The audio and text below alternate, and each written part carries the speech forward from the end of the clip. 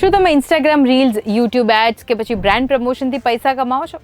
તો તમારે ટેક્સ ભરવો પડે. હાય, હું છું હેલી.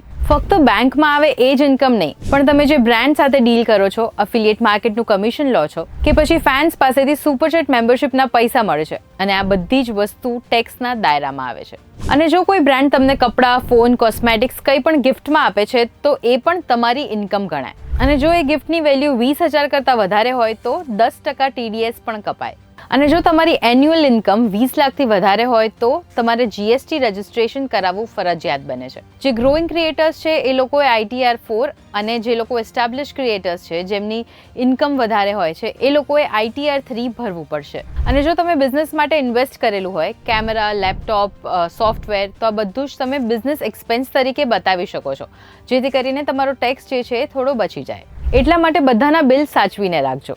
અને તમારા જેટલા પણ ક્રિએટર ફ્રેન્ડ્સ હોય એમની સાથે આ વિડીયો શેર કરવાનું ભૂલતા નહીં.